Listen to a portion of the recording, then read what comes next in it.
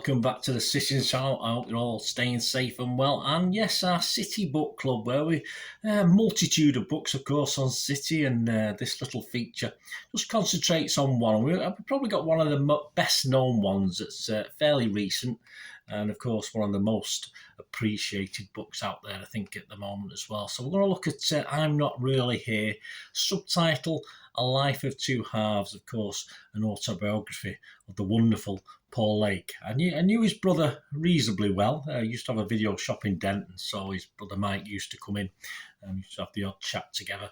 Unfortunately, never saw Paul, never chatted to Paul, but perhaps one day. Paul, if you're watching this, give us a shout. I'd love to get together. Yeah, City credentials, well, they go without saying, don't they? I don't need no introduction. It remains amongst many Blues of a certain age, certainly a legend. I'm sure younger fans are well aware of Paul's legacy. A legend, despite what would have certainly been a brilliant career. No doubt about that being cut short far too soon. A lot of parallels, I thought, with Colin Bell, in fairness. At least Colin Bell had a reasonable chance to get a few games and a few honours, etc., under his belt before it all turned wrong. But sadly, Paul Lake, in more modern times, you know, obviously you take what Paul Lake obviously had, and it would be sorted now. But a great shame, of course, a great pity. Please, if you are new to the channel, push that subscribe button. I do everything Manchester City, of course. City past, present and forever. And as long as I can, I've got a voice anyway, and as long as I can do these, I'll carry on doing them for you, and I hope you enjoy it. Please spread the word. Any help you can get with the subscribers, etc., fantastic. If you push those buttons, that notification button, that subscribe button, and you can push the little like button as well if you can push that for me. I'm trying to get between 20 and 25 likes for these City vlogs, so if you can help me out towards that, I'll be very, very grateful. Right back to Mr. Paul Lake, and say one of my favourite books. I did have a hardback copy of this, so I did lend it my lad though, and I'm sure he's got it somewhere, but I've actually gone out and replaced it with a paperback copy, so I'll be reading from that. The first excerpt we're going to read two excerpts from it. Takes us back to schoolboy Paul, yes, and the Queen's Silver Jubilee in 1977. Well, I wasn't a schoolboy then. I was 77. I was 18, so I was not much older. And this is from a chapter entitled True Faith. I'm just going to read a little excerpt out from it. It was 1977, Silver Jubilee year, in common with the rest of Great Britain, well, apart from the Sex Pistols and Arthur Scargill. No, I didn't mind Sex Pistols. I'm not overly impressed with Scargill. We staged our own street party to honour Her Majesty.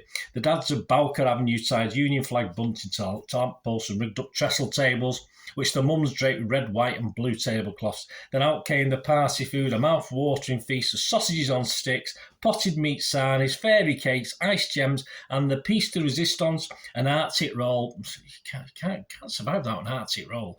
Served up on a commemorative plate as the men cracked open the Watney's Party 7. Yes, if you remember those, that was a task in itself. A hammer and a chisel came in handy sometimes. And the women sit there, chinzanos, as us kids toasted Queen Elizabeth II with tumblers of American cream soda, topped with a scoop of vanilla ice cream, very posh where Paul was, and a sprinkling of hundreds of thousands. Yes, amidst all this patriotism, it was to be another royal, Joe Royal, who would capture my attention that year. Sorry, ma'am. Manchester City were having I think it's mum. I think you say mum, don't you, to the Queen? Manchester City were having a cracking season, and Genial Joe, our star striker, had played a pivotal part in our surge up the First Division. Main Road was treated to some really stylish football around that time, possibly the best I've ever seen from a City team. Yes, we certainly should have won at least one title in that period, if not perhaps not a couple, but again, I think we'd lost the services of Colin Bell by then, so that did affect us. Classy players like Dave Watson, Ace Hartford, Brian Kidd were a joy to behold, the latter sending me and Albert the Milkman wild when he banged in 4 during a memorable game against Leicester City. Come May, I was distraught to see us finish an agonising point behind tabletoppers Liverpool. It was agonising, with mum's consoling words of, "It's only a game, love." Yes, they know how to say the wrong things at the wrong time, don't they? Cutting no ice whatsoever.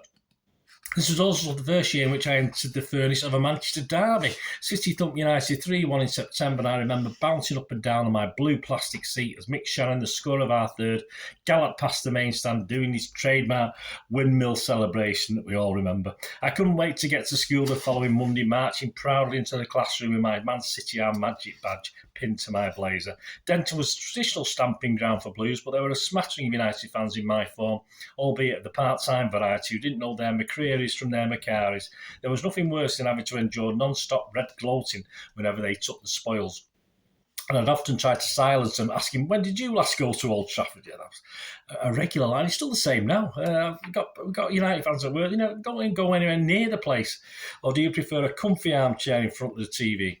I remember once having a fight in the school playground with a couple of Reds the day after City had inexplicably sold Peter Barnes to West Brom. Barnes' exit in July 1979 had come as a result of Malcolm Allison's infamous cull of fans' favourites. I'd already seen the departure of Gary Owen and Asa Hartford. You're going down without Barnes, without Barnes, these lads had taunted as I tried to batter them senseless with my sky blue sports bag, my eyes stinging with tears. The news of these transfers had left me devastated. I hero worshipped Barnes in particular and loved the way he niftily ran down the wing while flailing his left arm about like a baton-waving conductor. United fans at the time probably irritated me more than the team itself, and they still do, mate, which, to be fair, contains some fabulous players. Steve Coppell, Joe Jordan, Sammy McIlroy were top draw at the peak of their game, and as fledgling footballer myself, I have the utmost respect for them. That said, my deep-seated City allegiances meant that I'd feel comfortable praising these players only when they turned out for our national sides. Somehow it seemed more acceptable and less disloyal for me to applaud a timely tackle or a perfect pass when they wore the white of England, the blue of Scotland, or the green of Northern Ireland rather than the red of Manchester United. I didn't even like them when they played for the international teams. I might well have seen these Old Trafford favourites in the flesh had I accepted United's offer to join their youth team set-up. I was about 14 at the time, not long before I was due to sign schoolboy forms for City, and Dad and I had gone to watch my brother Mike play for Nova Juniors. Yes, Mike. Hi, Mike. A local feeder side with links to a number of First Division clubs. As we stood chatting on the sidelines, a bloke in the red and black Adidas coat walked over. I'm glad I've caught you, he told Dad, because I've been meaning to speak to you about Paul. It transpired that he was a United scout and had been handed a brief to persuade me to jump ship in order to join their youth team on a tour of Spain. The club had been keeping tabs on me for some time, apparently. They'd been watching me play for Tameside boys and were hopeful that they could lure me away from City with a promise of a cast-iron schoolboy contract. Dad politely thanked him for his interest and said that we'd talk about it when we got home. But he and I both know that there was nothing to discuss. I was blue to the core, and it was definitely a case of thanks, but no thanks. Well done, Paul. I think most City fans of the time would have done similar things. So there you go, 1977-ish. Paul Lake there, happy chappy, and that's the first excerpt. And the second excerpt, yes, will take us back to a sadder time. As he's coping with after the major injury, of course, and the depression that hit in his mid-20s because of this.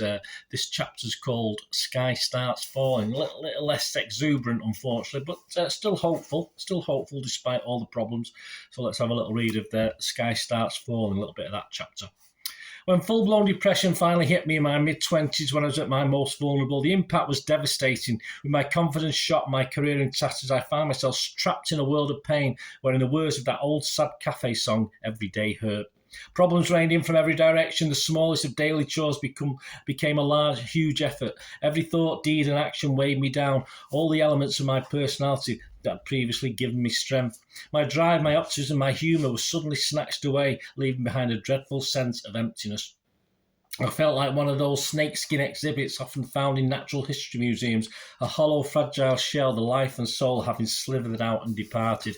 I was tormented by the triple whammy of insomnia, inertia and amnesia. I'd lie awake until dawn, equally fearful of the day as I was of night. I'd use up all my strength just getting washed, dressed and out of the house each morning.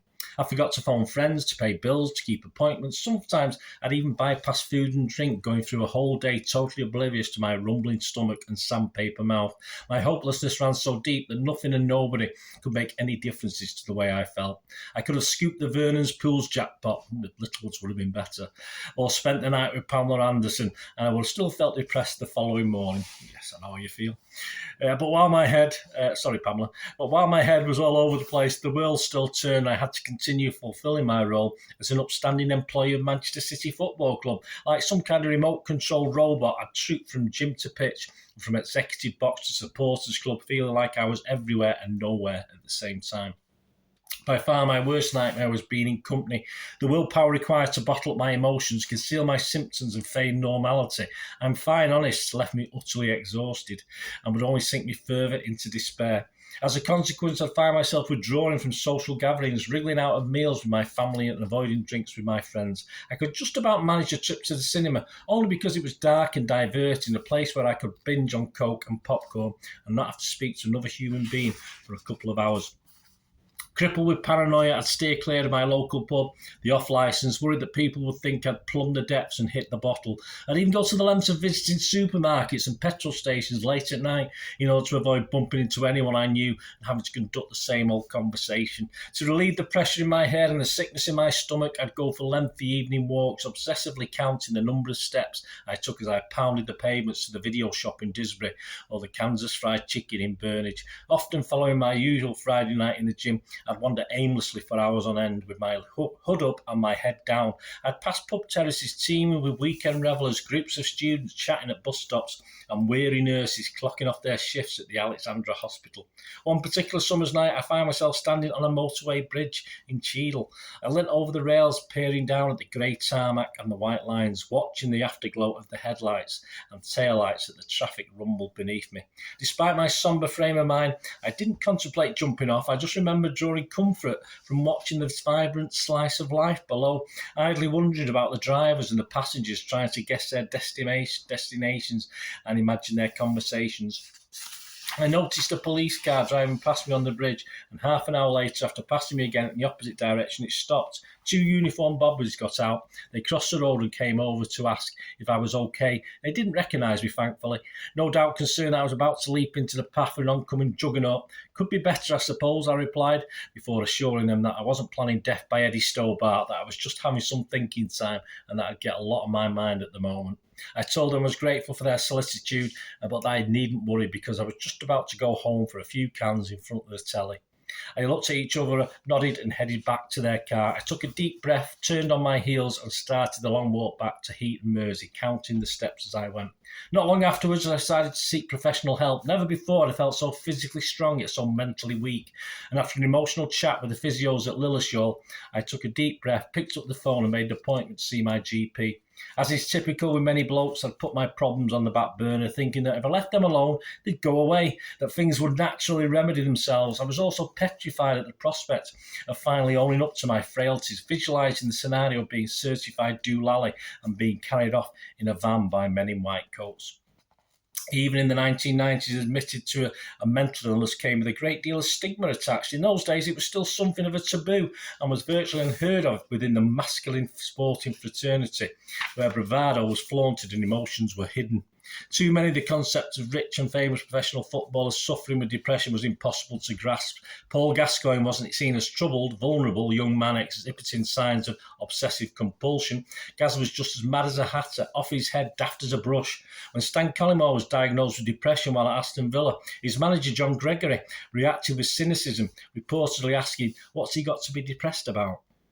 Driving to my GP surgery that morning, knowing that I was about to come clean about my sad little secret was one of the hardest things I'd ever done. In saying that, I felt a profound sense of relief when I knocked on the doctor's door, stepping in to his consulting room. I could feel the pressure deflating in my head as I crossed the threshold between denial and disclosure. All it took was a simple, "So tell me how you're feeling, Paul," for the floodgates to open. I told him everything, how football had been my birthright, how I'd been born with the game woven into my DNA, how I'd grown up on a local pitches and player fields, and how happy, secure and free I'd felt in this natural environment, how football had been my sole calling in life, and how it had become ingrained in my personality, like writing it to authors, like painting is to artists. I then described how my career collapsed around me, leaving all my hopes and aspirations in ruins, how the people that I had entrusted with my health and welfare had let me down, how the game that I'd loved with all my heart had become the bane of my existence. The GP was incredibly sympathetic, listening intently to my story and nudging over a box of Kleenex. when I lost my composure. It came as no surprise to me to be told at the end of my appointment that I was suffering from severe depression. The doctor wrote out a prescription for a long-term dose of antidepressants. I also think you'd benefit from some therapy, Paul, he added, so I'll be referring you to the Priory. There you go, guys. Yes, two very different times in Paul's life there. Excellent, brilliant book. I'm sure most of you have read this book, but it's nice to sort of look back and read it again. I say it's something I'll definitely read again at some stage, even though I've already read it once. Fantastic book. And I'm glad I hope you enjoyed that anyway, guys. And this joining me for this book club feature, of course, with I'm Not Really Here, subtitled A Life of Two Halves, of course, an autobiography by the wonderful, by the legend to most of us, and hopefully new fans appreciate what this guy was like as a youngster. An autobiography by Paul Lake. Thanks for watching, guys. Until we meet again, I only ask one thing, don't I? Please stay safe, Blues. Come on, City. Bye for now.